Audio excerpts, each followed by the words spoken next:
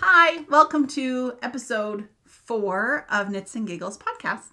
I'm Brandy. I'm Debbie, and we are here from near Edmonton, Alberta, Canada, to talk to you about knitting and yarn and all the things we love. That maybe you love too. I mean, if you're here at a knitting podcast, hopefully you like knitting. Hopefully, or you just like us. Yeah, that's allowed too. Maybe. No, it's allowed. You're allowed to like us. You're allowed to like us, and you don't have to like knitting if you just like to watch us. That's fine. Okay. I like viewers. That's great. What are you wearing, Debbie? I'm wearing my knitter sweater. Chris got me this for Christmas one year. I think it's from That Yarn Habit. Because she makes... Is that it? That Yarn Habit? That is somebody. Grand Prairie? Because she does the ones that are... She does the tarot one. Yeah. I'm pretty sure it's from That Yarn Habit in Grand Prairie. But he would have ordered it online because it's not like Chris goes out shopping at Grand Prairie or knitting places. Yeah. So I'm wearing that. And then this cowl that I'm wearing is called the True Story Cowl. I have notes. It is by Casey Knits or Casey Herlihy. I did this as a test knit for her. I actually did a couple of them during the testing period because it's so fast. It's DK weight, but it's meant for scrappy fingering weight held double. So this one is not like multiple skeins. She wrote the pattern for 5 20-gram mini skeins of fingering weight to be held in like transition. But I did this one in fingering weight held double in Hat Tricks yarn from Ancient Arts. So it's the Oilers colorway. Go Oilers! Yeah. So it's my hockey cowl. This yarn, actually, I had it forever. I got it from, what was that yarn store that used to be in Edmonton on the West End? River City Yarns. River City Yarns. They're not open anymore.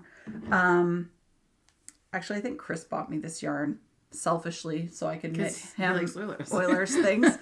But it's like a huge ball. I have like fuzz on my face. 150 gram skein. It's huge. Of fingering weight. Ooh, so you can imagine how many yards would that end up being. I didn't actually look it up before we started, but it would probably be like... That's a lot of socks. 700 meters or something. So I knit him a hat in this yarn, and then I've knit this held double in the yarn, and I have some left somewhere. Wow, that's massive. So it goes a very long way. You could knit some really tall hockey socks out of good to know whichever team you like most. The Hat Tricks yarn. So that's what I'm wearing. Nice. I dug out a crochet garment that I made years and years ago for this episode here. I'm gonna set up. It's like super long. I was looking at a picture the other day, and you were wearing this it? The picture. It's kind of like a coat. That's how I wear it in the fall. It is the Everyday Striped Cardigan by Michelle Moore, or MJ's Off the Hook on Instagram. And actually, years ago, like I don't even know how long ago I knit this. A long time. 6 years maybe. Or knit. I crocheted it. 7 years. I won the pattern through like a contest. And so then I got the yarn, and the yarn is Knit Picks, Wool of the Andes, which Tweedy. It's Tweedy, yeah. I like it. As a non-crocheter, how long did that take you? Is it faster? It is. Like if I had to knit this would take me 10 years, and this took me like a couple months, a couple weeks. I don't know. It is so much faster. I don't know why it's faster. But it uses more yarn, right? It uses aggressively more yarn. Like, so I'm not sure exactly how many skeins. These were 50-gram balls, but I have some exact same yarn for a knit project, and it's a hoodie, so not a big, long, aggressive cardigan. But I had bought the yarn for a sweater, and I'm going to make a hoodie with different colors and not use all the same, not use the same amount of yarn in the knit versus the crochet. Like I'm going to have way left over. So I don't know exactly, but it's because it says, well, like they say that the crochet stitches take up more space. Like the yarn is more, because you like wrap around and stuff, and yeah. Right. Whereas knit is more close together. I don't know, but yes, it definitely does. I remember the first time I made a toque with a yarn that I had made crochet toques with before. And like a crochet toque would probably take almost all the yarn, and I had like leftover in the knit toque. So, yeah. Good to know. I wonder if crochet designers, like you think designers, when they make a pattern and they're using specific yarn, they want to think about things being cost effective or whatever. Do you think that crochet designers then use more affordable yarns more often than knitwear designers? I don't know like across the board, but when I'm looking on Instagram, there is a lot of crochet designers that do use line brand yarns. And I find that there's a lot of knit designers that are sponsored by Lion Brand as well. But it seemed like when I was more in only the crochet world, Lion Brand was big on crochet designers. There's lots of people who design many patterns and then put it into a book, and almost all of them are Lion Brand. I also think that in my experience, crochet designers tend to have more options for yarn, or they seem to give more affordable options, which is probably because to crochet something, like even, like obviously not this in Spin Cycle, but something, I don't think I could afford it. Like it wouldn't be in the budget. Right. Yeah. Interesting. I've never thought about that. Also, crochet, there's not many fingering weight designs. Oh. Yeah. So like when I first started, the fingering weight seemed like a lot less, because you don't really... There are crochet sock designs out there. I'm not saying there isn't. But I felt like when I started knitting, seeing people knitting socks all the time. And it was more common. So when I started buying indie-dyed skeins, I bought fingering weight because I didn't really understand yarn then yet. And I still have lots of them because I didn't crochet with it. Yeah. Yeah. Do we want to go to our book club? Yes, let's talk about the book club. We have picked a date for our live Zoom. So if you're just hearing about it, we have a knit along, craft along, crochet along happening right now. It's called the Knit Lovers Book Club because we have paired two of our favorite things, reading and knitting or crocheting. And you can read the book in Holidaze by Christina Lauren. It's a short 200 and something page romantic comedy. Yeah. Holiday theme because of the time of the year. Yeah. And then there's two designs. You can choose knit or crochet, and they're both hats or toques for us Canadians. And then on November 24th at 11 a.m. Mountain Standard Time, we'll put this in the notes, and there'll be a link on our Instagram as well. You can join us to discuss the book, like book club, virtual book club. Yeah, super fun.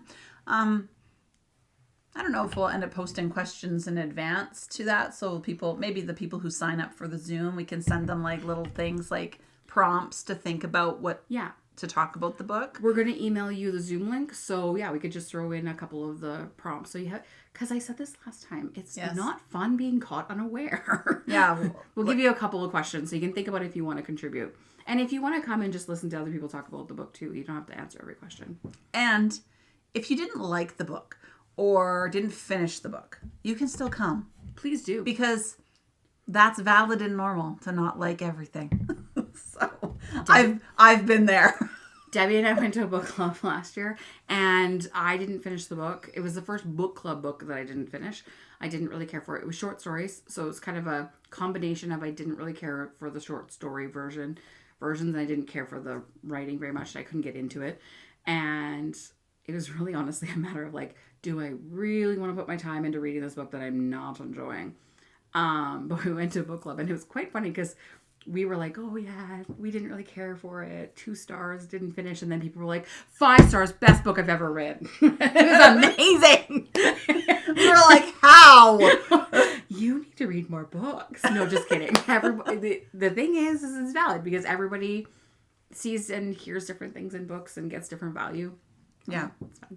Yeah. And then you can do the knit along as well as read the book. And if you want, you can share those on Instagram using the hashtag knitloversbookclub. And then if you have a finished project, knitloversbookclubFO. And then a winner will be chosen from those as well for a prize. And we will also be choosing one winner separate to the FO. So anybody who finishes the projects and uses the hashtag knitloversbookclubFO will be entered to win a prize, and we will contact you on Instagram. And then also, if you come to the Zoom, you will be entered to win another prize. Yeah. And you will get You could double dip technically. You could. Or really, if you want to knit multiple, because they're quick projects, you could enter all of them. Yeah, you can enter every single, At all your FOs. Maybe you have multiple. I'll only be doing one. I only have time for one. I'm kind of hoping to be doing two, but I don't know. We'll see. Yeah. Yes. I think that's it. So November 24th, 11 a.m. That is a Sunday.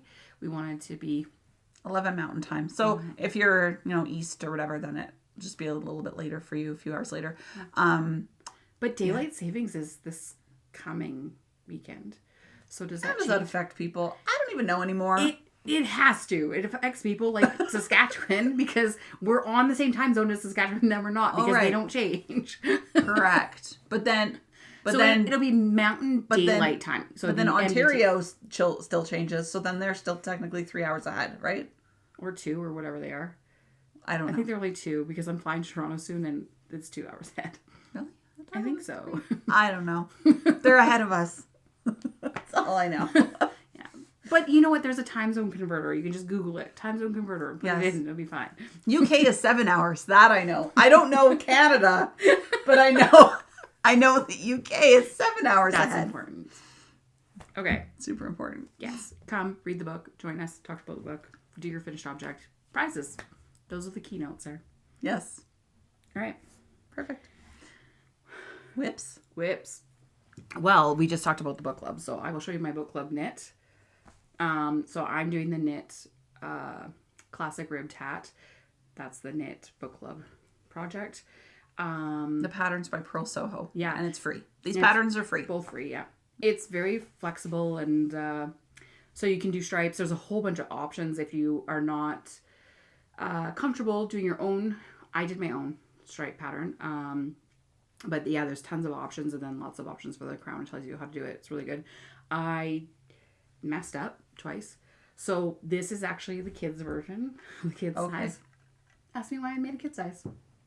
Well, not for your kids. Definitely not for my children. It's because when I cast on late at night, I didn't scooch out enough yarn. And so when I was casting on, a kid's hat was 84 stitches. And that's how much yarn I had left. I could not do the adult small 96 stitches. So I was like, do I rip this back or do I make a kid's hat? And is it super stretchy though? It is. It probably will fit me, to be honest with you. It probably will. However, when I cast it on, my intention is to donate these to like a Christmas hamper or something like that. Mm-hmm. So that's my intention with these hats is I'm gonna donate them. So it doesn't matter if it doesn't fit me. What kind of yarn are you using? Oh yeah, okay. This is a friend of mine gifted this to me for my birthday, and I don't know where she bought it at like a local yarn store, but not like a trendy one that's been around forever, probably. Right. And maybe in like a small community. But this is, I think people will know this. It's Peace Fleece. Yeah. And it's from Maine. Yes. And it's 75% merino wool and 25% mohair. It's worsted weight. And honestly, when I first started working with it, I'm like, this is scratchy. But it's not. So it's really funny that you say like this yarn. Just this morning, I watched like the first 10 minutes of the Needles at the Ready podcast because they were doing their Rhinebeck review of all the stuff. And Kevin was wearing a sweater made in this yarn. And they are from that area. They're from Connecticut or something. Okay. So, yeah. Well, I like feeling it in person. And he mentioned that there was mohair in it. Yes. And it's, like I said, when I first started working with it, I was like, ooh, this might be a little scratchy. But it's not. Like, it doesn't have bite. So is this the same? Yes. It's just a different color and I didn't bring it.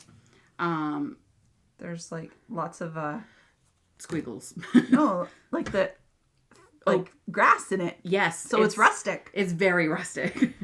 Yeah, and you can... Yeah, there's definitely lots of grass in it. That's kind of cool. Yeah. I think it's going to be good. It might even fit me. I might keep it. Who knows? We'll see. This is more pink than it looks like it is in the skein, but it is quite pink. I like it. Yeah. I could definitely see this yarn being used for like those rustic knit, like not the cowchins, but you know. Yes. And actually Kevin's sweater it's color work cardigan, I think. So yeah, it looked really nice. So it's funny that you mentioned the same yarn. That I brought the same yarn. So this yarn, I think it's Estelle Wave, is what I picked out to do mine in. Ooh, are you going to do it in that? Like just that? Nothing? Just this. Yeah, okay. But this, because I'm going to gift it to my niece, and she wants black or And red. is this what you're going to do the froggy sweater with? Yes. Or the froggy hat, sorry? Yes. Yes. So it's just like... She wants black or red? That's blue. It's black. Grayish. That is gray. Well, I know, but it's like... Gray-blue. I'm not going to knit just black. I don't want to go like out and buy gray. yarn. I want to just use what I have in stash, and this is close enough. It's blue-gray. It's better than me spending more money. It is. And but also... she's going to say to you, Auntie, this is not black. It's good enough. Because here's the thing. I'm not... if I go out and buy yarn, it's going to be Michael's yarn for her, obviously. And the Estelle yarns are also more affordable and forgiving for child knits. Yes. Being that she'll probably lose it. Mm-hmm. And it was probably a $10 skein of yarn. And I don't think I've used this for anything else. I think I started to, and then I ripped it out. Typical of me. So It's very nice, though. yeah. And I have another that is blue. That's actual blue. It's not bray. You know. So yeah, that. And then if I decide to make another one. So you had this yarn in a picture recently. Yes, I have it in fingering weight, and I was going to skein it up to make socks for Jeff. And So you have it in I have it in the DK. Okay. However, this is, so when she makes her yarn and she does the stripes, right? Yes. She makes, even when she makes the DK, so this is Wool Baron. She's amazing. She's awesome, does self-striping yarn. She does other yarn as well, because my love note is in Wool Baron yarn. But her self-striping is amazing. So when she usually does self-striping, it's for socks, like the row counts. And she'll do DK as well as fingering for socks. This is a hat one. Yes. So basically, her striping is just done differently in her dye. So that it goes longer. Yes. Instead of pooling, because it would pool on a pool. short Yeah. sock. So I've had this forever. Like I think we bought it the same year. 2 or 3 years ago. Or you bought it the year before me, because that colorway was out twice. It was been a couple years at least. Yeah. So it's been in my stash, and I thought it would be really cool for a ribbed hat because it'll just self-stripe as it goes up. It would be really cool. I want to see that actually in a ribbed Well, hat. well, then I guess I'm making it. I don't know who for. The other thing I really like about her colorways is that she always has quite a few that are masculine. Like, to me, can be quite masculine. It has the bright teal in it, but that's why I bought it for Jeff. But when I was looking for self-striping, she has quite a few that are masculine and not plain. Like, there are some dyers that have like gray tones or whatever, but it's hard to find a like fun masculine. Yeah. So I don't know. I could give this to my son, or I don't know if Chris would wear it. My husband's name is Chris. I don't know if he would wear it, but my son would probably wear it, or even my brother. My brother would wear it. So I have knit-worthy people in my life that I could gift it to. And that's the other nice thing about this pattern is it is very gender neutral. Like like the pictures of it, like it shows with like the rolled bottom, and it's very versatile. That's why we picked the patterns that we picked. We wanted them to be simple so that it was inviting to anybody.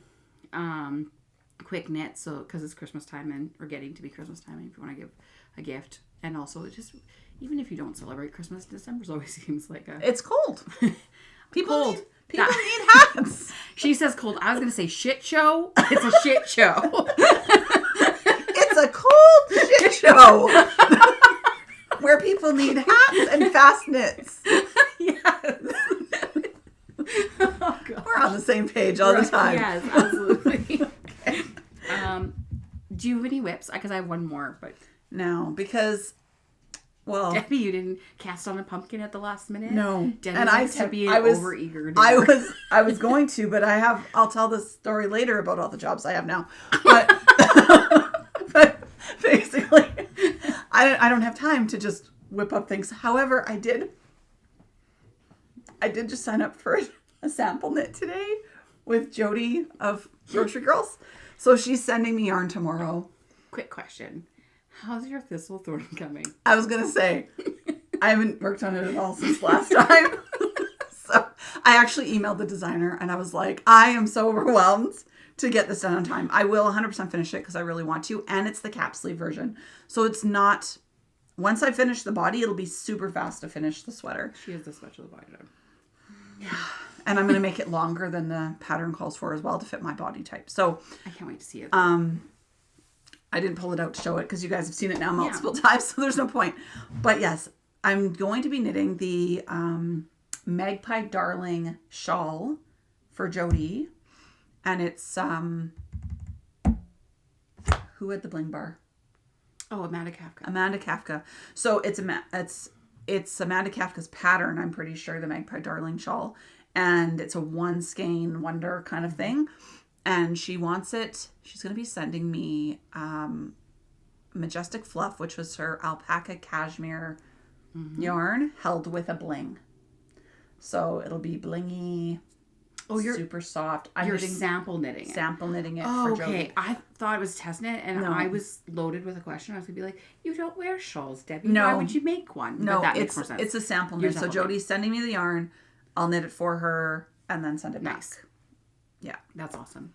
All right. My other work in progress is, ta-da-da, it's my framed sweater. Oh my God, I love it so much. I'm going to cast it on. Yes. And push away all the other things I pretend I'm going to make. You can really see the pattern coming out, which is lovely. And I can't wait to see it blocked because I think it's just going to pop. But I'm done 2 chart repeats, which is what the pattern calls for you to do. But I'm going to do 1 whole more to make it a little bit longer. But so I was reading the pattern and do you ever, like, when you're working on a pattern, you got to go to the next step, like you're into this step, so you've got it, you feel confident, and then the next step is like splitting for sleeves or the yoke or whatever, and you're a little bit hesitant because you know that it's going to be a learning curve, and you kind of slow down on the knit.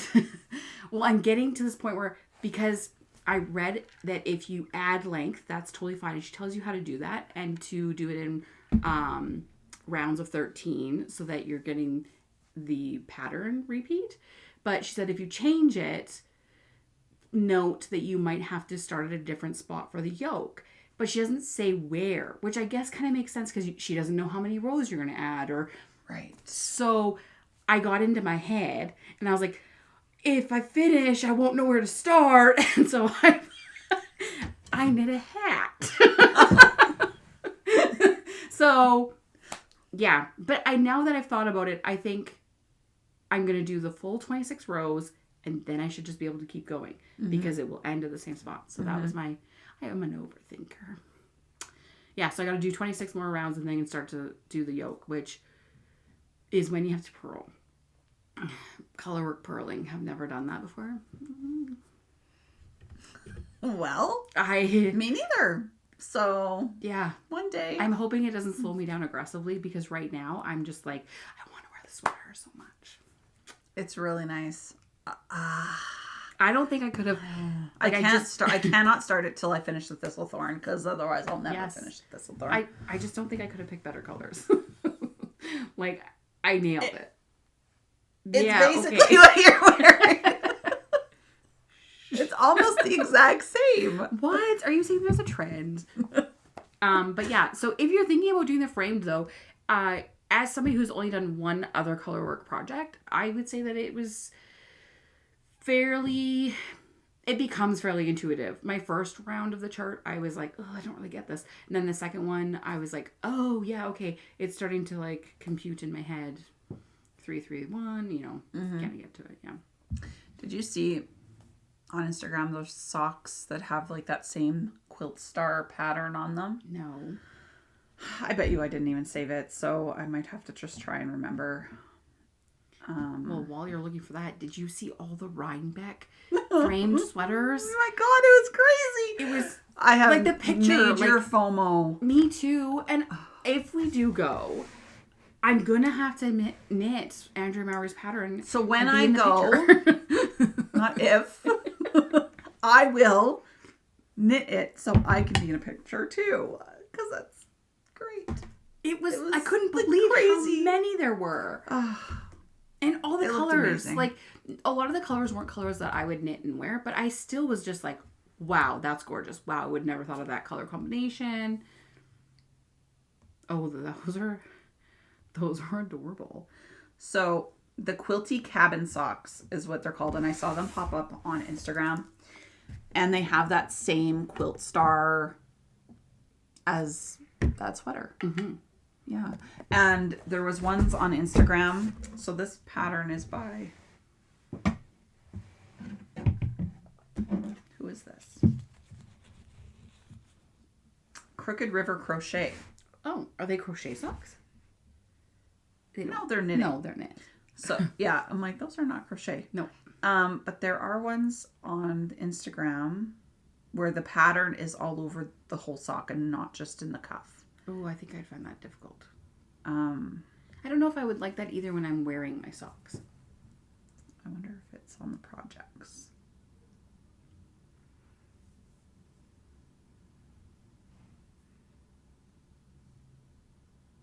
I don't see it. So I guess if you go to Instagram and you find her on Instagram, you'll be able to see them. So that was by Crooked River Crochet. Nice. Yeah. But that pattern seems to be prominent. People, that's quilted star thing. I think quilting is very common. Like I feel like I have 3 quilts with that kind of that star motif thing. Yes. Yeah. Do you have any finished objects? Yes. What? Are you done your nebula? Yeah. So I'm not wearing it because I have to block it still and we've in the ends. Can't wait to see it. But okay. I finished it yesterday. So fast. So fast. This is all the yarn I have left. And from 3 skeins. 3 skeins. That's relatively... I was actually worried. I was like, this is going to be another situation where Debbie runs out of yarn. I totally thought that was going to happen and I was not happy about it. I would not have ripped it out. Because you wouldn't have been able to get more right now. And So the yarn is from Bramble Ridge in BC. She has commented on my Instagram recently saying that she has a ton of it on order of this base. It's Surrey Alpaca DK base. So eventually I would have been able to get it, but it just wouldn't have been right away. Oh, that would have been sad. But that's what I have left. Okay, let's see it. So, and you did the short sleeve version. I did the short sleeve version. And then, yes, it needs to be blocked. It looks like a hug. It's a cloudy hug. Oh yes. My gosh. So it's got the longer back. I can't. It looks really wide because it's oversized, but then it gives the drop sleeve thing. So already that's coming halfway down my arm. You didn't do very much added. No, it doesn't call for it. For the short sleeve. Oh. So for the short sleeve, that's how, like, 'cause it's so boxy, right? Yeah. So you just basically, it's a few stitches to the underarm to bring it out. And then you just do the ribbing, which is an inch of ribbing. Oh, man. And same with the collar, it's an inch of ribbing. I want to wear it. It's so cozy. So when I block it, it will block a little longer, which I need it to block probably an inch longer, which I think it will. Yeah. I think so. But stretch. It's so fuzzy. That's amazing. And light. Like, it is so light. And okay, so my concern when you said that you were going to do this sweater, I thought it would be holy, like, because it's Surrey. Yeah, but it's not. Like, you can't even see through it. No, it really fills. Yeah, it fills in. The fuzz fills it in. Yeah. I would feel totally comfortable wearing this with a tank top. And I feel like... Oh, and you've got that nice color change on the bottom. Well, I know, because I didn't rotate balls, right? So there you can see a line. I don't really care. Debbie said it's going to be her cozy house sweater. Basically. Yeah, I want one. Oh my gosh. I like a little knit throw in this. I know. Well, last night, I was working myself up to pick up all the stitches for the sleeve and stuff. So I was sitting on the couch and I was like, I just sat there like this. It's so cozy. I need to work up my ambition to finish it. But it took me no time to finish. Well, yeah. This is nothing. I just hate picking up stitches. So Did you spend more time thinking about it than doing it? Doing it, yes. And same with the collar. It like was nothing. But I feel like last podcast I said that I changed the needle size on this. I did not. I lied. So when I checked the needle size of what I was using, I was like, this is actually what's in the pattern. I think it's a US 7. And that's what I used. So I basically followed pattern for the whole thing. Nice. And except for the bind off. So she calls for a tubular bind off on the collar and on the sleeves. I did not do a tubular bind off. I did a suspended bind off. Have you ever done that? Nope. I don't think so. It was insanely easy, and it creates like a very clean line, and it doesn't flare out. Yeah, I can see that. What's the technique? You're having to pull one stitch over the other, but then keep it on the needle and then knit into the next stitch. So it's supposed to be a stretchy bind off because it's creating more space in your yarn instead of pulling it tight. It's stretchier. So it's stretchier, but it doesn't. But it does not flare out. It creates like this kind of like edge. Your neckline's beautiful. So I really like that bind off. It was something new to me. And how did you discover it? I saw a tutorial on Instagram come up, but it wasn't super clear. It was just like somebody filming a little tidbit like, oh, this is this thing. But it didn't show how to start it or how to end it. It was like they were showing just in the very middle of them doing a bind off. So I just went on, I Googled it and saw a tutorial, and it was very fast and nice. I like fast bind offs. So it's done. I finished something. Yes, you did. That is not a pumpkin or a chicken. You did. That's amazing. I know. Let's sit here. I finished a sock. And I brought it. I wasn't going to, but so did you have these last time? Hold on. I'm wearing them. Oh, okay. I knew you were. I was like, this is not new. No, because these are the Rose Hill yarn. And it's 100-gram skein, and I make shorties, so I can make like 3 pairs of socks out of 100-gram skein with heels and toes. And I finished my second sock while we were on the boat this summer, and so I just started another one. And then I added a different purple in to just change it up so I wasn't making the same sock over and over again. Mm-hmm.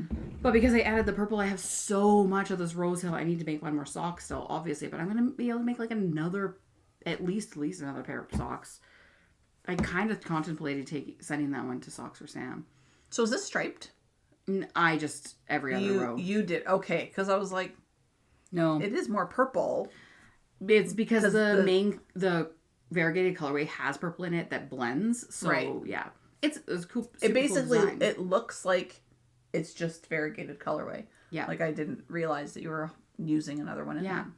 So, I don't know, like a year ago, I think, or so, maybe a year and a half ago, I've told Debbie about this, but basically when I make socks, because I do make socks quite frequently, and I always have like a little bit left over, I fill a vase. I have a big glass vase. I fill the vase with my little balls of yarn, and when the yarn vase gets overflowing, I force myself to dig into the vase and start making socks out of the leftover yarns because I just find it so wasteful.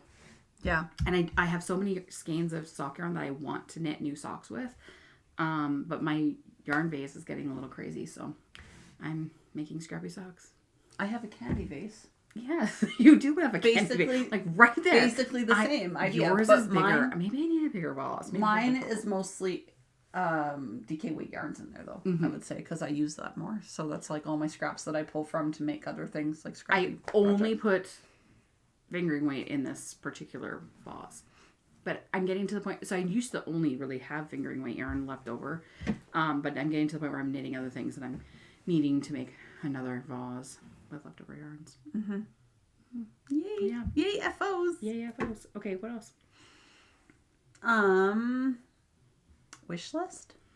Okay, so mine's kind of weird. Okay. Did you see that Knit Collage is doing a knit along? Yes. Okay. And they do every year. Yes. Okay. Yes. Well, they started a couple weeks ago, and I was following along. So my wish list, I guess, is that one, I wish I was doing the knit along, and I'm not. So yeah, I wish I was part of the knit along. I also wish that I at some point use their yarn for something, because it's funky. It's art yarn. It's basically art yarn, because yeah. they'll put like little flower things. It's hard to explain. I'm gonna show you the one that so the thing is that they choose 8 this year. They chose 8 different patterns by different designers, but using the Knit Collage yarns, and you could like make your own custom palette or whatever, or pick from their kits yes. Right, okay. But yeah, you can choose from the 8 styles, and I went through them, and I think I would pick the pixelated cardi. And there we go. So as you can see, like on the top is like the art yarn. That's it's got bling in it even. And then they have something called daisy chain, and has like little daisies in it. The daisy chain. Yes. That's what I'm thinking of. Like the flowers that are like sewn on there or whatever. So the Grocery Girls are doing it, and they're doing the sunshine sweater or something like that. And they're using the daisy chain yarn. But yeah, so that's my wish list, is that I, one, wish I was cool enough to make a funky sweater like this and then wear it with confidence, because I think I would have a little bit of hesitation. I need to go like somewhere funky.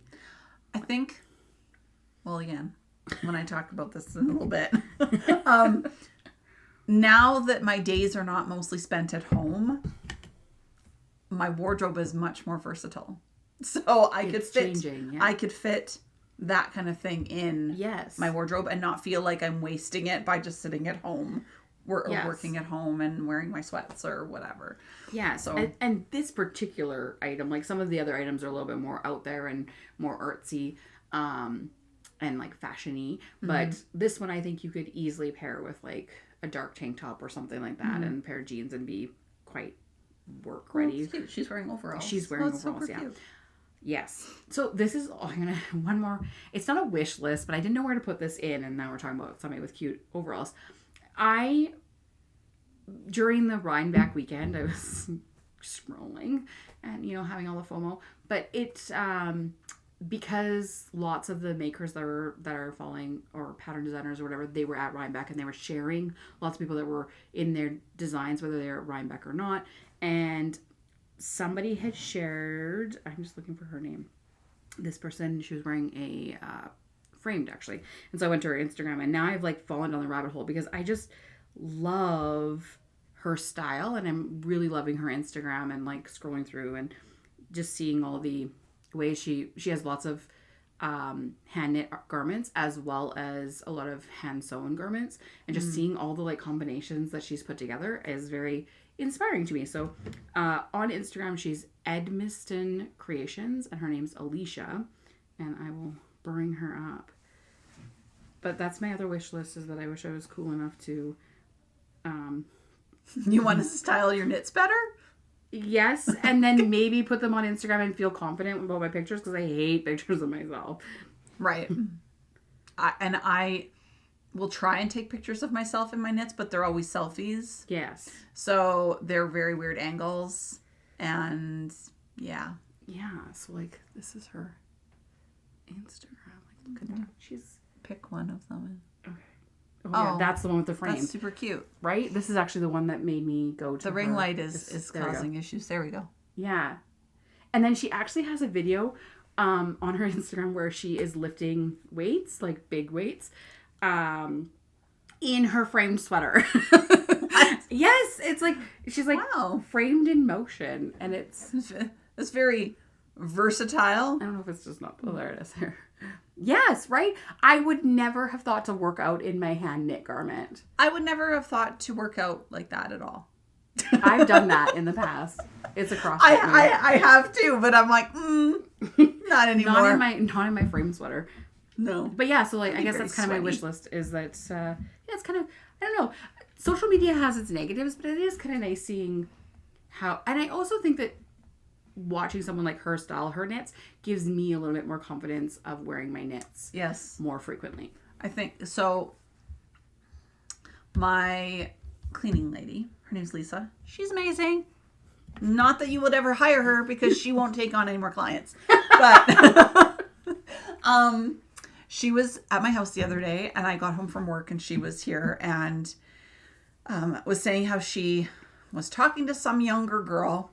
I don't know, probably in her early 20s. And I don't even know how she started talking to this girl. But the girl was saying how busy she is lately and she has no time to knit and she's really sad about this. And Lisa's like, even like super young people are knitting now.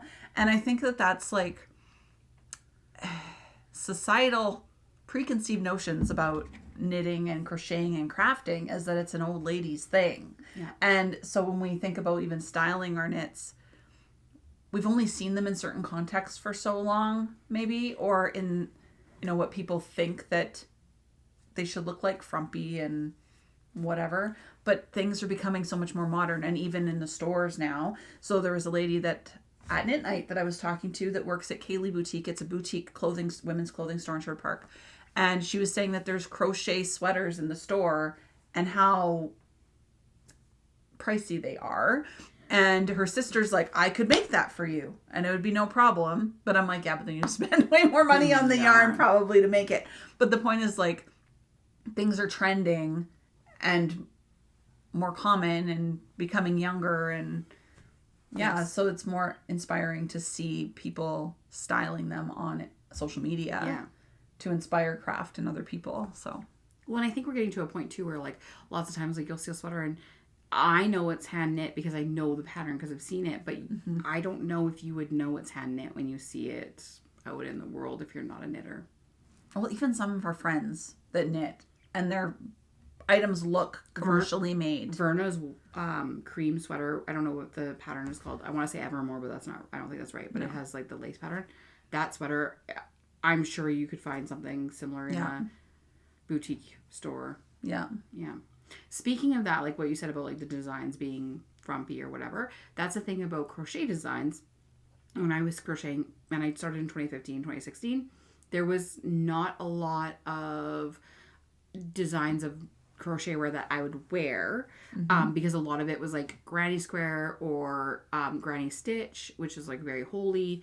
A lot of it was boho chic or for festivals and stuff like that. And now, like, I follow this one designer and she does crochet only, and she has come out with, I think, 2 knitwear or crochet wear books.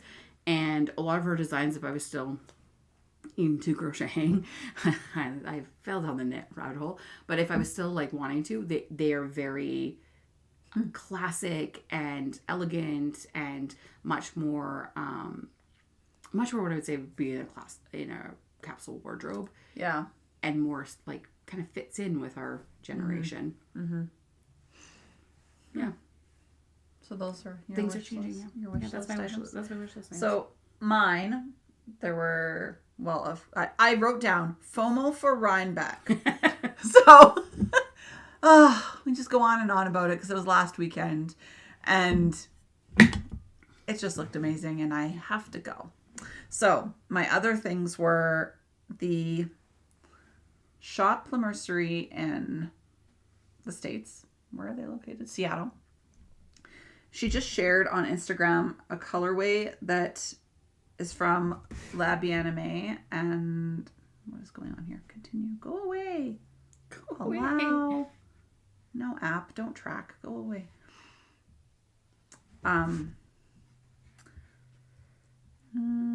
Shop.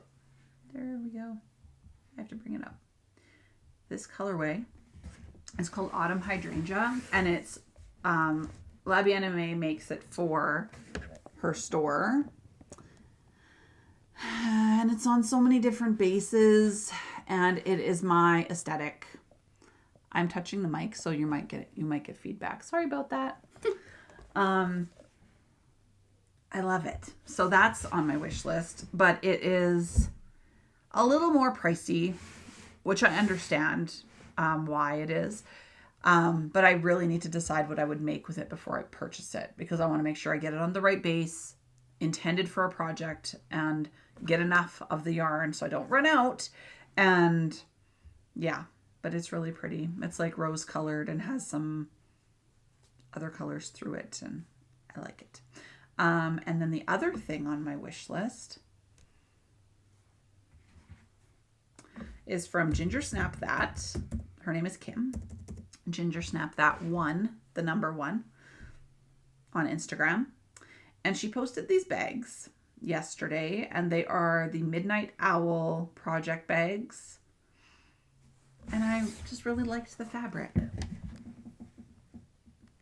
They're pretty owl fabric.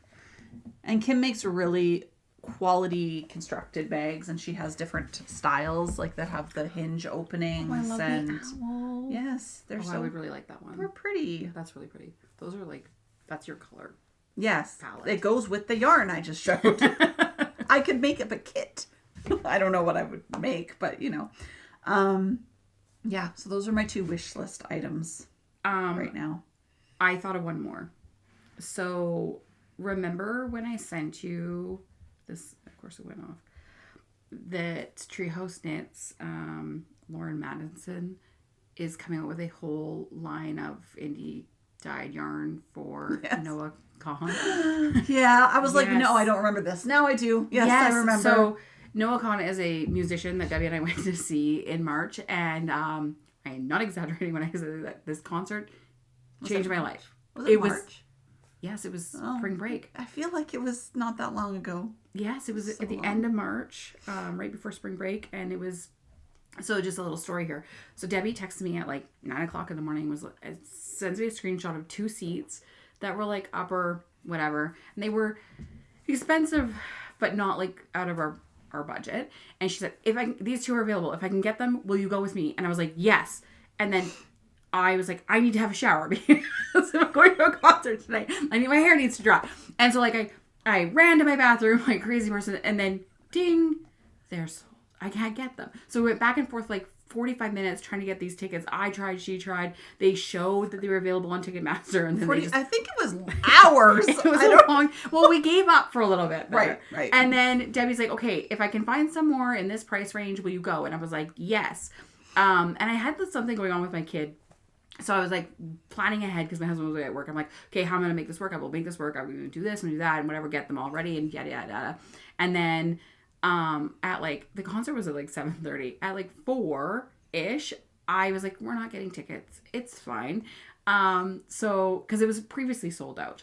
Yes. And so my son and I went for a little walk, and we were like 5 minutes from the house, and I get a text message from Debbie. She's like, I got his tickets. Because they released more tickets like 3 hours before the show. Yeah. They weren't great seats, but they were still good enough. And to be honest, when I first went, I was like, oh, these seats aren't that great. And, oh, okay. And then the show was just so phenomenal. And I didn't even realize I was missing out on anything until the next day when I went on Instagram and I saw the people who were sitting in front, because we were kind of behind the stage. Mm-hmm. So it's like the stage was here and our seats were kind of like right here. Beside, so we couldn't see the screen. You can't see all the display stuff happening. Like, he had these like lanterns that were moving up and down this, like, it looked like yarn, like big weavings and ropes, like very nautical. And so that was kind of blocking to like the band members and whatever. So our vision, we couldn't see very much. But the next day I saw some people who I know that had been there, and they were obviously being able to see the stage. And I was like, oh wow, we missed a lot. But in the moment, I have never been to a concert where the entire audience was singing in sync, and it was like loud, so loud, and the energy and the vibe, it was so calm and happy, and like not happy all the time, because he sings some really sad songs, like some songs that have like big, like about alcoholism and stuff like that. But it like the overall vibe, like normally you go to a concert, there's always those people that are throwing something into the audience or pushing. It was nothing. Like, it was just this energy. The energy was so crazy. And still to this day, when I put them on, I'm just like, it's just, I don't know. In my mind, like, following him on social media, I like see him and I'm like, where is he playing? I can just travel there. Yes. I want to go. Yes. I just want to go see him wherever he is. Yes. And I will pay, like I said to Debbie afterwards, I was like, I am wishing that I would have upped my price range because I would pay a lot more money to see him again because it was just so phenomenal. And he's young. He's only in his late 20s. And I actually seen somebody... So after the concert in Edmonton, there was like a lot of people commenting about his shows, and somebody was a radio host. I don't remember who it was, but she wrote, I've been to literally thousands of concerts. Noah Kahan's top 5. And she said top 3 maybe. And she's like, I can't even put into words what happened last night. Mm-hmm. And I thought, I haven't been to thousands of concerts, but I have been to a few. And I can't put into words what happened last night. No, and like floor to ceiling, like we were upper level, not far from the roof, right? Yeah, it was high. So floor to ceiling, everyone's standing and singing and everything. And I've been to like quite a lot of concerts, and like Garth Brooks, for example, everybody sings along, and I've been to his concerts now 6 times, and everybody stands and parties, but it is not the same vibe at all. I've been to a Garth Brooks concert. I'm born in the mid 80s. I'm 40. I'm 40 years old. I grew up with Garth. When I went to the Garth Brooks concert, I feel like most people there were in that age range that grew up with Garth Brooks. Yes, or older. Yes, or older for sure. So like his songs are nostalgic. They were played on the radio when there wasn't as many radio stations. There wasn't Spotify. You bought CDs. I feel like they are very like common household songs. So that's the difference. I feel like that's the difference for me. Like, yes, we stood and we sang for Garth Brooks and it was great. It was lovely. And it felt very nostalgic. But Noah Kahan is new. Yes. His Stick Season album has been out for a few years. Like, yeah. I just feel like for such a young musician to have literally tens of thousands of people standing and belting out his tunes. And it was obvious too to me. You look around and there was so much emotion in the crowd. Like it was, I don't know. It was crazy. It was a crazy experience. If you ever have a chance to see him, go see him. Yes. It's amazing. So Treehouse Knits is doing a color yarns based on his music and she's only released I think 3 colorways so far, but released to show them, but they're not released for sale She's yet. showed 3 of the colorways. You're right. So she showed Stick Season, and it's like a grayish with like kind of look like blush tones to me in it, and there's all of her bases or whatever. And then she's also shared No More Than Fossils, which is based on his song called Maine, and it's like blackish. And then the 3rd colorway, this one's really fun. I don't know what I'd make with it, but Fenway, because he played in Fenway. That is fun. That's something you could use in like mosaic or color work or something like that. So it's not all over, but it's like the pop. It would look amazing with some neutrals in a Trinnigan. Yeah. Yeah. Mm-hmm. So I'm watching her feed. I don't... It's November something. Yeah. Is when it's... hard for me to buy USD yarn or yarn from USA because our dollar sucks right now. And then I always end up getting kicked with customs. So, yeah. But I'll probably buy some anyway. I'll probably buy some if she's buying some because I'm easily swayed. Easily swayed.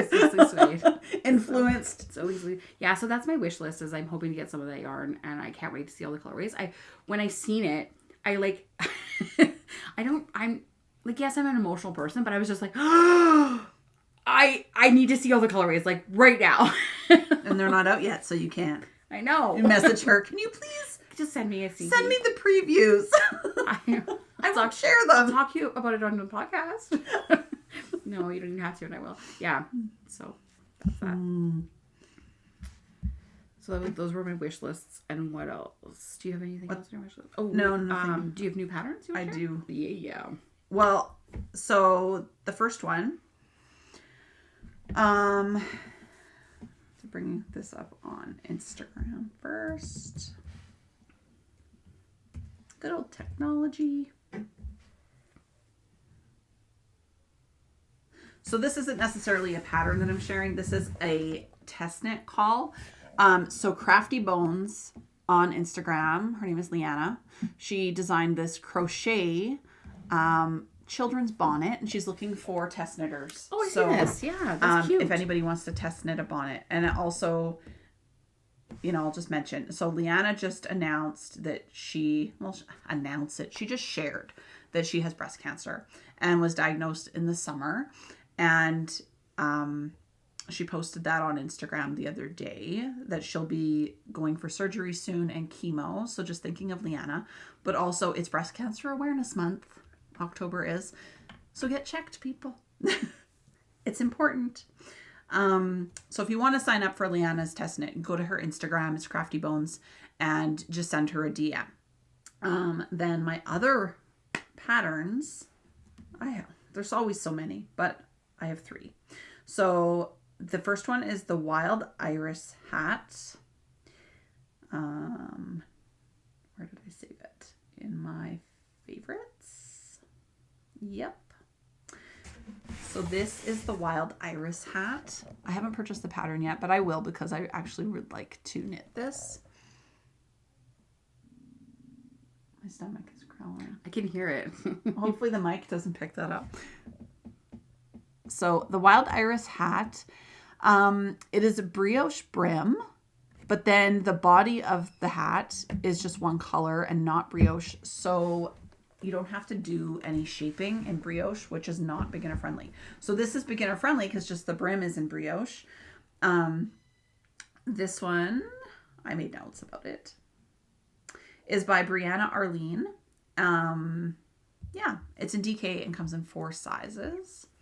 And then the other one was the Sea Glass mittens. I did buy that pattern. Oh, like the Sea Glass sweater?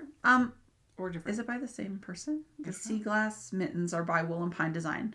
It's a scrappy DK mitten set. Sure. 5 yeah, I think it is the same. Yeah. 5 sizes for the mittens.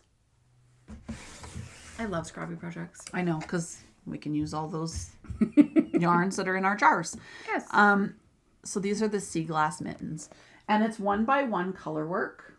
And I thought, I was like, does that mean that it's mosaic? No, it doesn't. It's 1x1 color work. But again, you can make them scrappy and fun and make the cuffs longer. The thumb is just one color, so you don't have to color work in the thumb or anything. I loved this color combo. So I bought this pattern because I would like to make these. And being in 5 sizes, you can knit them as gifts for people or... You said it's DK? Yes. Yeah. And then the last pattern that I have on my list for today, I don't know if we've shared this before. The Claude cardigan. It's Colibri by Johanna. I mean, I don't recognize the name of it, but... Did we share one of her patterns before? We've shared something by Johanna, but I don't know if it's the same. Last week. Last podcast. What did I share? It was one that I shared. I don't remember. But somebody had made this recently, or was going to be making it recently. And I saw it pop up on Instagram, and I was like, I actually like that. So I don't think it's a new pattern. But it's a bulky weight, or super bulky 5 to 6 wraps per inch. So it's quite a chunky. Because I think it's also We Are Knitters is the yarn that she uses. That's not Johanna of Yarn Me Up. No. Okay, that's who we shared. Okay, so it's a different person. Yes. I looked in my show notes. Good plan. So it's a raglan V-neck, super bulky garter. It looks garter to me. Yeah, it's not stockinette. So it'd be quite quick, I think, being that it's bulky yarn. And then it's just, you don't have to obviously do it in like these super bright colors. You can pick something that's neutral. Not. I like that. So that it's, like, let's look at this is kind of I haven't knit anything in garter stitch, so it'd be new for me, but I like that. Those are my colors. This is this is like Brandy if she were to make one. So it's, this one's done in like a color block. But yeah, it's like super, it's cute. I like it. So those are my 3. And then I have a book to share.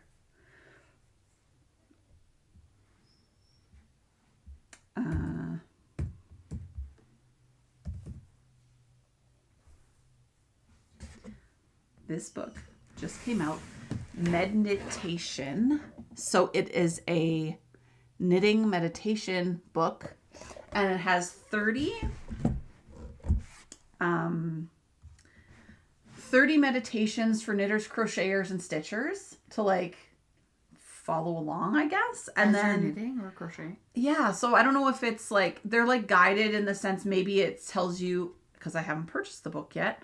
It might tell you like as you're doing this, because meditation is just mindfulness and paying attention to things, right? Mm-hmm. So you could be saying a mantra or counting or whatever you're doing as you're mindfully doing your knitting thing. So there's 30 different ones in the book apparently. I feel like that's right up your alley. It's up my alley. Not me. I'd be reciting my grocery list. And what else is in that? There's also yoga for yarn lovers. There's like yoga tips in it, I'm guessing, or maybe there's like yoga practices in it for yarn lovers. Maybe it's about like stretching your wrists and doing whatever. We'll have to purchase it and find out. Meditations by Suzanne Cologne. Yeah, that's cool. And she's under Meditation on Instagram too. Yeah, so those are my patterns. Okay, I have 2, only 2 today. Okay. So this is the, I think I'm saying it right, Eun sweater, E-U-N. I saw this one. I like it. Yeah, it's by November Knits, and I do have her actual name written down. But so what I love about this sweater is that this is somebody else that made it because it has mohair or suri or something in it. I like how I like the long split rib. Yes, I like on that. The bottom. Mm-hmm. But when I seen this, I was like, I could wear this to work with leggings and it would cover my bum, which is important to me. But it's just so cozy and versatile. Like it would be another one of those ones you could dress up with some jeans or whatever, but it looks so cozy. And then my other one, so that's the Eun pullover by Anne Fiscom's son, and she's a November Knits on Ravelry and Instagram. And then this one is the Teddy Belt Bag by Joan Ho. Did you see it? No. Okay. It is made with boucle. Oh. So on our first podcast, Debbie and I shared that we both bought a skein of boucle to make a round bag. But look at this one. I really like that one too. I know. And I love the hardware that she found hardware that has like a clip on it. Yeah. I love everything about it. I love the... What... Does boucle come in different weights? It does, doesn't it? Yes, it does, because isn't this Sorella is selling with her Rhinebeck collection. She's doing fingering and DK. So the stuff that we got for our bags, I think, is DK, right? I have no idea, and I'd have to look. Do you remember who is the dyer? Because I forget her name too. Do you have you? I guess we're I'll be right back. You might have it. But yeah, so this. So I don't know. I'm still gonna make the round one, but now I'm like, because this one, if I make it, I want to make it in a neutral color. So this is the one that we got. It's Horizon Fibers. And it is... It doesn't say what weight it is, but it does say it's 240 yards and 100 grams. So I would say that's DK or worsted. Yes. Because then we have... Oh, what are you... Is this considered boucle? No, this is more slub. Slub. We can show that. This is slub yarn. I have 2 of those. So I was like, oh, I wonder if I could use it. You probably could. To be honest with you, I think it might be interchangeable. The only thing is that I think boucle is more consistent and the nubs are not little. Yes. But I think you could do it. But yeah, I seen that and I was just like, okay, I want a neutral bag. I like that one. And it, again, this looks store-bought to me. Like, this does not look like something... It looks like something I would find at a store. It's cute. I wonder if she probably got the hardware on Amazon or something. Because you can always find those on there. I feel like she talks about it somewhere, either on her Instagram or in Ravelry, and what she paired it with. Who was that again? That was Joan Ho, and on... tell you what her name is. I'll see if I can find her on Instagram, because that's where I've seen it.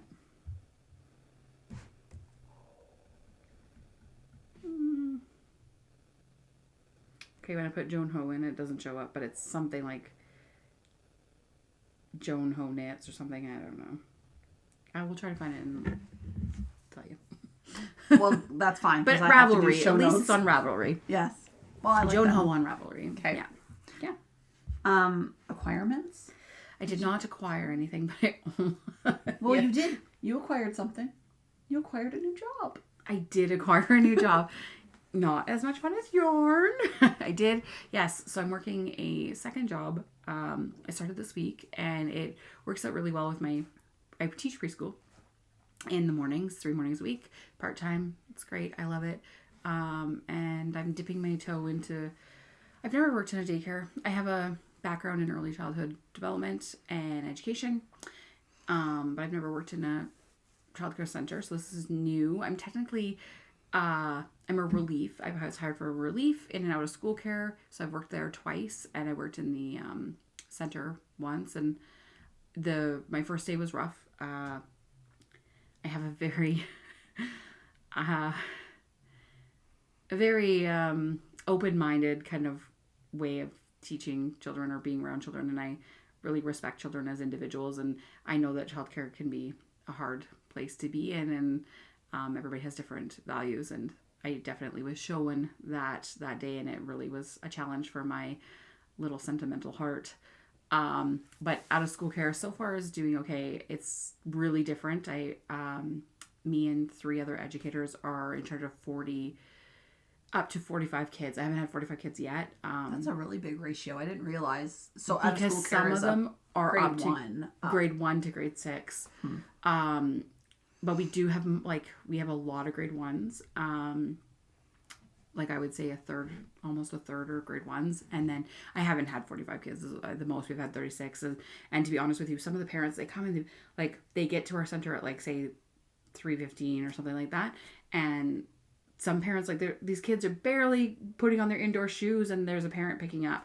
So I'm assuming that they're using it probably for the morning, and then also just that transition time, they can't get to the school in time. So right. And then some of them do stay. It's been different, and it's very different from preschool. The kids are able to go in the bathroom on their own and things like that. And then the first day in out of school care, this little girl come up to me, a little boy, I can't remember, but they had cards, and they were like, "Do you want to play a game of cards?" And I was like, "Oh, a card game, okay. Preschoolers don't do that." So yeah, and they taught me, and this little girl taught me a new game, and this was on Friday when I was there. So she comes up to me, she's 6 years old, and she's got these cute rainbow glasses, adorable little kid, and she's like, "Will you play a game of cards with me?" I was like, "Yeah, okay." She's like, "I want to play trash." I was like, "Okay, I've never played that before." She's like, "That's okay." So she sets it all up. I've never played this game. I have no idea. She goes through and flips some cards and does all this stuff, and I'm lost. I have no idea what's happening here. And then, so I was like, "Okay, what do I do?" And she's like, "Well, pick a card." And then I was like, "Okay." So I tried to follow her. She's like, "No, you can't do that." And I'm like, "Okay, but I think you just did that." I was like, "Hey, whatever." So a couple more turns goes, and then she steals one of my cards. And I was like, "What are you doing?" And she doesn't talk very much. So she just at me. And a few more turns goes, so she stole my card with a queen. So I get a queen, and I'm trying to steal her. She's like, "You can't do that." Well, luckily for me, this little boy comes over and he's like, "Can I join?" I was like, "Yes, but I'm not really sure what's happening here, and I think she's cheating." And she was! It's like on Friends when they make up that stupid game, and it's just to give Joey money. Do you remember that at all? No, I don't. Okay, but Friends people, they make up a card game to be able to let Joey win it. So that he can have money? Because Chandler's trying to give him money, and Joey won't accept the money. So Chandler's like, well, let's play this game. And then as he's going, yes, he's like, you got a 7. You get money. Like he won. That's what it's like. Except that it was kind of reverse of that. I wasn't getting anything. She was cheating, so she would win. And like, she's like, I was like, why do you get to do that and I don't? On to you. So I'm enjoying that. I'm enjoying some of the kids a lot. Yeah, it's great. But it's kind of hard because I go to work for 2:30 and I'm a morning person. So my first time at the out of school care, I didn't work in the morning and I was at home and I started reading a book, which I should not have done, which I'll talk about in a minute. And I'm never late for anything. I'm punctual. I'm so punctual that I actually had to drive around and get lost in your subdivision because I was going to be here half an hour early. Oh my God. I had to get gas. You could have just texted me and said I'm early. It's ridiculous. Well, actually, I did get lost because I took the wrong turn. And then it was the whole thing. Let's not talk about it. But yeah, I'm always early for things. With this, I wasn't late for work or anything, but I could have been because I just got so sucked into this rabbit hole of a book. But it was hard. I was like, I actually don't want to have a second job because I want to stay at home and read. Why did I get a second job? So I can go to Rhinebeck. Yeah, that's my excuse now too. Yes, and get better NoahCon tickets. Yeah. We have reasons. Yeah. So other than that, no requirements. How about you, Miss? Well, I only want to work part-time. Well, I also started a new job and an old job. So, and I have my previous job. So I own a business with my husband and we've been doing this, working at home for almost 5 years, running our business. And previous to that, I worked in human services. So my background is in human services. And I've worked in hospice palliative care and at the Stollery Children's Hospital and various places. And now I have gone back to human services. So I'm working full-time, which was not really my intention. Initially, I was like, I just want something remote or hybrid so I can still be at home more. I have a high needs dog with epilepsy. So I honestly, I feel like I need to be home more for this reason. But then I was offered a position and they basically begged me to take this job. So I jumped in and it's full-time out of the house. And it's for a women's shelter. So not a field I've worked in before in domestic violence. So that's all new learning curve for me. And all the people are going to learn about our lives a little bit. Yeah, so I'm the volunteer coordinator there, which does not, their volunteer program doesn't exist. So I'm going to basically create it. And then also do public education, which being that I haven't worked in domestic violence before, also is a whole new learning curve. So I get to take a whole lot of training to be able to train other people about domestic violence. And yeah, it'll be, and then there's event management thrown in there too. Yeah, creating events and event management. It'll be a lot. But then, because learning a whole new field and working full time isn't enough for me, I got contacted by a previous employer I left that position when I decided to work at home full time. She contacted me in desperation because the person I had trained 4 years ago to take that job recently quit and she's having a hard time filling the role and it's 100% remote. So I'm now doing that job too, evenings and weekends for up to 10 hours a week. Debbie messaged me. She's like, hey, Randy, I took on a second job. And I wrote back, you are certifiably insane. Because we also still run our business. Yes. We didn't stop that. Yes. So I'm running our business, working full time domestic violence is a heavy field. So that will be a lot. Mentally and emotionally. And your husband took on a job outside the home as well. So you guys both are working outside the home full time and still running a full-time business. Because we're crazy. Not all superheroes wear capes. So those are my acquirements of multiple jobs because I have a goal to go to Rhinebeck. So, that's what what I just keep telling myself. Or to buy lots of yarn. Now, the other thing I acquired is actually a thing. What is it? I don't have it with me because that would be weird because it's in my shower. It's a bath product. Oh. So I can see this a little bit. I thought it said King of Skin. It does. Okay. I was like, King of Skin. I thought this was is the product. Cannibalism thing. No. It's a body butter, but it's hard. Oh. And you use it in the shower. So it's like a bar of soap. But it's made of shea butter and cocoa butter and has lavender, like a light lavender scent. And you use it in the shower? Yeah, it's amazing. I just bought it the other day. So when I was at West Edmonton Mall, which I never go there. First of all, it's 45 minutes away from my house. But it's very big and overwhelming. And I don't like shopping like that. But I was there for a conference on Friday. And so after the conference, I walked to Lush. And so Lush.com, if you don't have a Lush near you, they're a Canadian company. Everything is vegan, ethically sourced materials and made in Canada, these body products. So they also do like shampoo bars and makeup and all sorts of things. So I got this body butter bar. Say that 3 times fast. And then you use it in the shower and it's like a moisturizing bar. But I feel like your pores are all open in a hot shower. So it absorbs really well. And then when you get off, get off. No.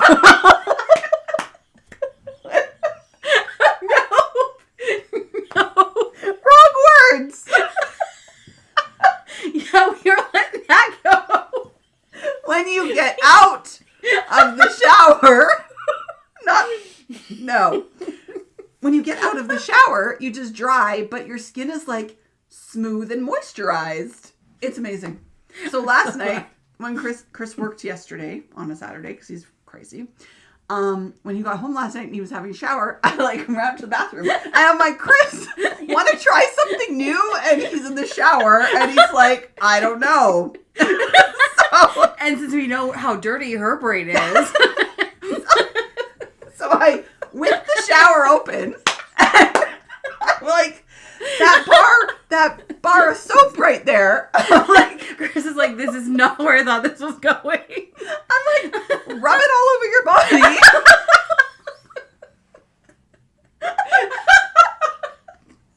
Whose idea was it for us to have a podcast? And it's super moisturizing. So after he gets out of the shower, I was like, did you like the King of Skin bar? And he's like, well, I feel greasy. I don't think so. I don't think it feels greasy. But we live in a really dry place. We do. And I feel like I'm constantly itchy, or my hands will like get so cracked it looks like I have roads on my hands or something, like a map. It's true. So I really like products where I feel moisturized. Lush.com. That's so awesome. We have 10 minutes before I have to move my car because you said that. Oh. I'm blocking her son and he has to go to work. What you've read? What I've read. Oh, yeah. Finally. Brandy lent me this book. A while ago. 2 months more than 2 months ago. It's renewed on the library a few times. So, yeah, sometimes we borrow books from the library and then we share them with each other so that we don't have to then request that book and wait, right? We don't want read to them. disappoint librarians. Well, yeah, we don't want to disappoint the librarian. So, this one, My Best Friend's Ex by Megan Quinn. Hilarious. So, Megan Quinn writes rom-coms. Really funny, quite spicy, like what? Some of them are and some of them aren't. Yeah, I guess it depends. Yeah. Some of them aren't. This one had some in it. Mm-hmm. But yeah, it was funny. Like, didn't I take a picture and I sent you a picture? You did. Of a You're like page, the banter in this one or something like that, or the description. And I zoomed in and I was like, oh, I know what book this is. It was right in the very beginning, I thought. Oh yeah. What about the scene when they're in the like some sort of little tourist shop or whatever, and there's a little old lady? That was pretty funny too. The candles, she said something offensive or something, and then the girl like buys all these random things. Yes. Random things. And so they go home with like this candle and some soup mix, and they make the soup mix, and it's disgusting. And her descriptive words she's just really good at writing descriptions that really make you feel like either you're there or they're just so funny you can't help but laugh. And you're pulled in like right from the beginning, I think. The very first page of this book I know is about putting in a catheter on an elderly man. And it's two nurses kind of having a conversation about it. It's funny. So it's funny. And you know what? Nurses do talk like that sometimes. I'm sure they do. I'm sorry. Like they just because it's humor. You have to bring humor to your day. It's comedic relief. Yes. Yeah. For hard things. So what else are you reading? I finished that one. Then I started Good Boy by Elle Kennedy and Serena Bowen. And I can't even show you. Well, I could, I guess, pull it up on the Google. I got 1/3 through, and then the library took it back because I wasn't fast enough at finishing it. Because I had borrowed the ebook forever ago, and it was like in my queue on my Kobo. And I didn't read it fast enough, and then they took it away from me. So now I have to request it again to finish it. I hate when that happens. The librarians. I know. So that one, it was good. The third that I read, I have 200 more pages to go. I've read that one. And then I think it's newer. It might have just been released recently, and that's why the lineup was so long to borrow it. So I borrowed it because I didn't want to wait. And then I should have just... What's it called? Good Boy. The cover has a dog on it, so I don't know if there's a dog in the book because I didn't get that far. I'm gonna request it. And then the other one that I borrowed that I still have 15 days to read, so they're not going to take it back from me, is called Morbidly Yours by Ivy Fairbanks. And so this is what this one looks like on the cover. And I haven't started it yet, so that's my next read. It's supposed to be, what's her name? Abby Jimenez? She has a little blurb on the front. It says, sweet and spicy and fabulous, according to her, about this book. So I have high hopes, but I've never read any books by Ivy Fairbanks. I have that on that one is on my Libby request and it's like 18 weeks away. So, yeah. But... Yes. So that's my next read. And how far are you in? I haven't started this one yet. Because Good Boy got taken back yesterday. So now I have to start this one. Good Boy's not showing up for me, which is weird because we share a library. We share things. Okay, so my book is actually an Abby Jimenez, I think is how you say it, but it's spelled Jimenez. I've read 2 other of her books. This one's called Yours Truly, and I think it's the second one in a series, but I would say you could probably read them out of order. It's not a huge deal. So I read Part of Your World, which I think is the first one in that series. The thing about, you haven't read, we talked about this. Abby Jimenez, her books, I don't know, like they're funny, there's banter, but there's also often like serious themes in the book. So they're quite, in my opinion, I feel like they're more real than some of the rom-coms that I read that are a little bit more fluffy and and not so believable, I guess, in the real world. So in this one, it's called Yours Truly, and so for example, the main male character has severe social anxiety, so it walks through like what that looks for him in a day-to-day situation and when he meets new people and how it affects him and them as well too, right? Like, because when you have social anxiety, it's hard to be in loud places and stuff like that. And then the main female character, her brother, is going through a medical situation where he was recently diagnosed with an autoimmune disease and he needs a kidney transplant. And she's a doctor, and so is he, the main character. But it's funny, a little bit heavy, but I really get sucked into her books because they just feel, they're good. And there's a few spicy scenes, but they're nothing too much or descriptive or anything like that.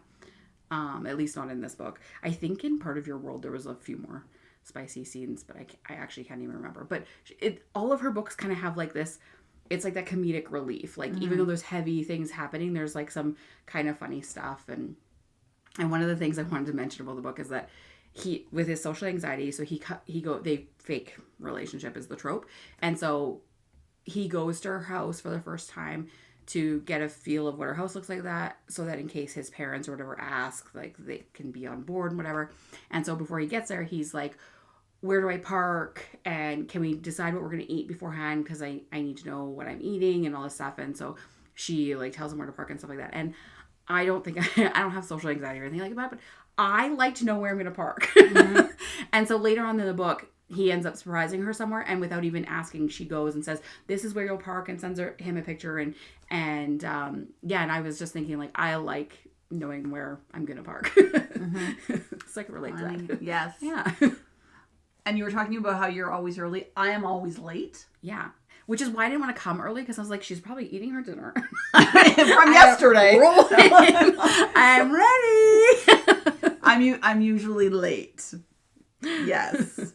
So it's being that I'm usually late, I also like to know where I'm going to park, because yes, I don't have time to drive around in circles because I'm probably late already by 10 minutes. Yes. So that's why I don't like going downtown Edmonton. It's like always paid parking, lots of parallel parking, which I'm not good at. And yeah, I get a little nervous. If we're going to eat downtown, I would like Jeff to drive so I don't have to do it. I can drive. I'm competent at it. It's the parking. If I'm going somewhere where I've been and I can park and I know a couple parking spots, then I feel relieved and I feel settled. But if I don't know where I'm going to park, then I feel anxious. I get it. Yeah. Now your stomach's growling. Now my stomach is growling. I think that's it. I think so too. We got it all. That was great. Yay. Okay. That's it. See you in 2 weeks. We'll see you. Bye. 2 weeks from now. Bye.